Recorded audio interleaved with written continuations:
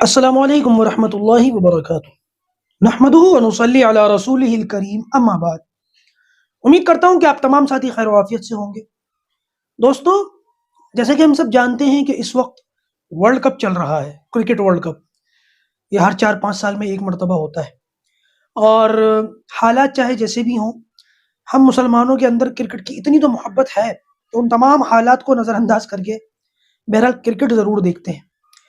ابھی فلسطین کے اندر حالات کیسے چل رہے ہیں ہم سب جانتے ہیں، لیکن ایسا لگ رہا ہے کہ جیسے مسلمانوں نے اس بات کو ایکسیپٹ کر لیا ہو کہ یہ تو روز کی بات ہے، معمول کی بات ہے، یعنی کہ یہ روٹین کی چیز ہے، کوئی نئی چیز نہیں ہو رہی ہے، نیا کام نہیں ہو رہا۔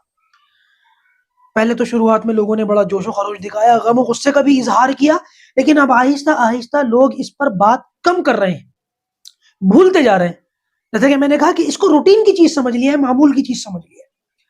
یہی وجہ ہے کہ ان چیزوں سے ہٹ کر ہم دوسری لایانی باتوں میں لگ گئے۔ مثال کے طور پر پہلے تو کرکٹ دیکھنا یہ اپنے آپ میں ایک بہت بڑا لایانی فعل ہے، نہ دین کا کوئی فائدہ نہ دنیا کا کوئی فائدہ، لیکن کیونکہ کرکٹ کے اندر بھی کچھ نام ایسے ہیں جو اسلامی نام سمجھے جاتے ہیں، ان کو مسلمان تصور کیا جاتا ہے اور ان کی پرفارمنس اچھی ہوتی ہے اور اس پر جو ہے فخر کیا جاتا ہے، چلیے ایک الگ سی چیز ہے۔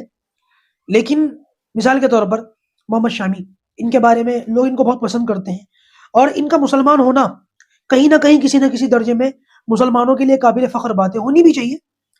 لیکن ایک چیز جو 1-2 دنوں سے ٹاپک بنا ہوا ہے وہ یہ کہ محمد شامی نے کسی میچ میں، یقین مانے میں تو میچ دیکھتا نہیں، مجھے پتہ بھی نہیں ہے کون سے میچ کی بات ہو رہی ہے اور سامنے کون سی ٹیم تھی، کیا کام ہوا تھا، وکٹ لی تھی، کیا ہوا تھا، مجھے اللہ کی قسم نہیں پتا۔ بس صرف یہ 2-4 باتیں سامنے آئی کہ بھائی محمد شامی نے کسی موقع پر سجدے کی سی کیفیت اختیار کی اور سجدہ کیے بغیر اڑ گئے۔ اب یہاں پر لوگوں نے اپنی اپنی تھیوریز لگانی شروع کری، اپنے اپنے جو ہے آئیڈیا لگائے۔ کوئی کہہ رہا ہے کہ محمد شامی نے فلاں بات کی وجہ سے سجدہ نہیں کرا، وہ باتیں کیا ہے میں جانتا ہوں، میں کھول نہیں سکتا اس کو، میں اپنی کچھ باتیں، کچھ اور میٹر ہے۔ کوئی کہہ رہا ہے کہ محمد شامی نے اس دوسری فلاں وجہ کی وجہ سے جو ہے سجدہ نہیں کرا۔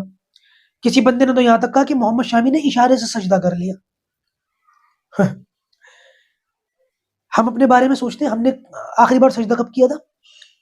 وہ ایک ساتھی کل مجھ سے کہہ رہے تھے کہ محمد شامی نے سجدہ نہیں کیا مفتی صاحب، تو میں نے اس سے کہا، میرے بھائی اللہ آپ سے راضی ہو، پلیز میں ایک سوال پوچھتا ہوں، آپ پرسنل مت ہونا میرے بھائی، ناراض مت ہونا۔ میں نے آج آپ نے فجر پڑھی تھی؟ کہنا نہیں پڑھی، ایمانداری سے نہیں پڑھی۔ تو میں نے کہا آپ کو محمد شامی کے سجدے کی فکر ہے، اپنے سجدے کی فکر نہیں ہے؟ میرے بھائیوں، میرے دوستوں، خدا کی قسم ہم نارمل حالات میں نہیں ہیں، یہ نارمل حالات نہیں ہے، یہ ان باتوں کے لیے وقت نہیں ہے۔ یہ وقت نہیں ہے کہ ہم کرکٹ اسٹیڈیم جائیں، کسی ٹیم کو سپورٹ کریں یا کسی فلم کو ہٹ کروائیں۔ خدا کی قسم یہ ان باتوں کا وقت نہیں ہے، اتنا نازک دور ہے کہ میں بتا نہیں سکتا۔ جس گلی کے اندر اللہ تعالیٰ جزائے خیر دے ہمارے دعوت و تبلیغ کے کام کرنے والے ساتھیوں کو، گشت کرتے ہیں، دین کا کام کرتے ہیں، ان کی وجہ سے محلوں میں، گلیوں میں، مسجدوں میں دین کی فضا بن جاتی ہے۔ لیکن انہی گلیوں میں، کہ جن گلیوں میں دعوت و تبلیغ کے ساتھی گشت کر رہے ہوتے ہیں، انہی گلیوں میں یہ منظر بھی دیکھنے میں آتا ہے کہ ایک لڑکا اور لڑکی غیر محرم ہو کر کے ایک ساتھ گزرتے چلے جاتے ہیں۔ یہ منظر میں نے اپنی آنکھوں سے دیکھا۔ یہ منظر ہے یا نہیں؟ یہ یہودیوں کی گلیوں کی بات نہیں بتا رہا میں، عیسائیوں کے محلے کی بات نہیں بتا رہا میں، یہ لڑکا مسلمان، یہ لڑکی مسلمان۔ جن گلیوں کے اندر دین کی ایسی فضا بنی ہوئی ہے، انہی گلیوں کے اندر اسی ٹائم بے دینی کی، بے حیائی کا یہ ماحول بھی بنا ہوا ہے، اور ہم ان باتوں میں لگے ہوئے ہیں۔ فلسطین کے تو مدعے کو چھوڑ ہی دیجئے، وہ تو ایک بہت بڑا میٹر ہے، لیکن ہمارے یہاں کے جو اس وقت حالات بنے ہوئے، آپ کو معلوم ہے کہ ہمارے بچے دشہرا دیکھنے جا رہے ہیں، ہمارے بچے راکھیاں باندھ کر آ رہے ہیں اپنے ہاتھوں کے اندر، ہمارے بچے غیر مسلموں کے تہواروں کو سیلیبریٹ کر رہے ہیں، ان کے اسٹیٹس لگا رہے ہیں، اس کی مبارکبادیں دے رہے ہیں۔ کیا یہ وقت ان باتوں کا ہے کہ محمد شامی نے سجدہ کیا، رکوع کیا؟ میرے بھائیوں، میرے دوستوں، یہ عزیز بھائیوں، خدا کے واسطے میری بہنوں، یہ ان باتوں کا وقت نہیں ہے۔